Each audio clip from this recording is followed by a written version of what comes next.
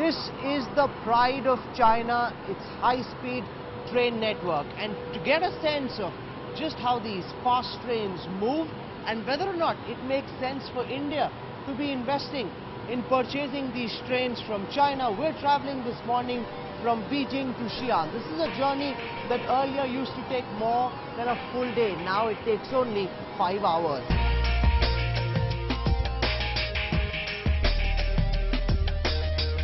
For the People's Republic of China, building the world's largest superfast rail network has been closely linked to the country's booming global ambition. In the early 1990s, the average passenger train in China ran at a speed of only 48 kilometers per hour. Roads were badly congested and people were forced to fly even for short journeys. It was in 1999 that China began building its first high-speed rail corridor. Within 15 years, China has already built a national network that is bigger than all the high-speed corridors of the world put together. At the time of independence, the Indian rail network was 54,000 kilometers, while the Chinese network was only 27,000 kilometers. The Indian railways was twice the size of the Chinese railways. But since then, the Chinese have more than quadrupled their total rail network, while India has been able to increase its rail network by only 11,000 kilometers.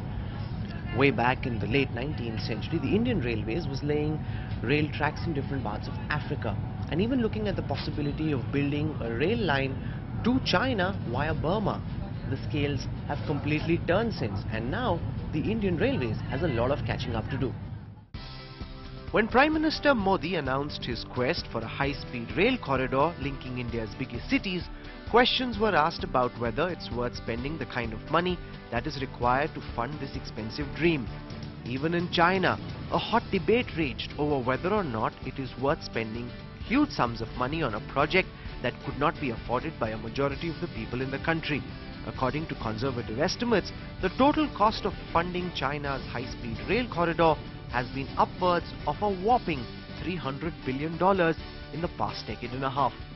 The cost of a single high-speed train ticket from Beijing to Xian is 824 yuan. That's about 8,500 rupees, which is more than the cost of an air ticket from Delhi to Mumbai. The train is traveling at 295 kilometers per hour, stays in the range of about 290 to 300. We're zipping through the countryside of Beijing, but this indeed is one expensive luxury. China's early high-speed trains were imported or built under technology transfer agreements with foreign train makers like Alstom, Siemens, Bombardier and Kawasaki Heavy Industries. Chinese engineers then redesigned internal train components and built indigenous trains that can reach operational speeds of up to 380 kilometers per hour. The average speed on these trains at present is 200 kilometers per hour. China already has the world's longest high-speed rail corridor, which is about 10,000 kilometers at present. But that does not restrict the scale of China's future ambitions. The country now wants to build a 7,000 kilometer long rail line connecting Beijing and Moscow. This would go through China, Kazakhstan and Russia and will be twice as long as the longest high-speed train corridor anywhere in the world. In the build-up to Prime Minister Modi's visit to Beijing, Chinese authorities have been pushing for a pilot project to showcase the country's high-speed prowess to the Indian people. China is currently conducting a feasibility study for the $36 billion, 1,750 kilometer Delhi-Chennai high-speed corridor.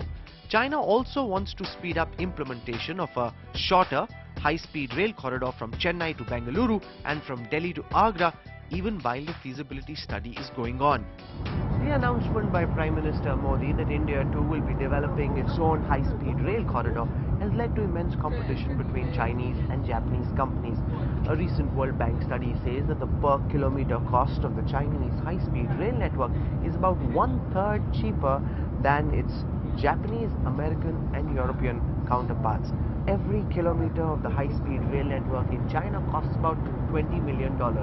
In California, this cost goes up to as much as $56 million, while there's a huge cost advantage with setting up a high-speed rail network with Chinese companies, the thing to consider from India's perspective is whether we are willing to hand over as sensitive an infrastructure sector as the railways to Chinese companies.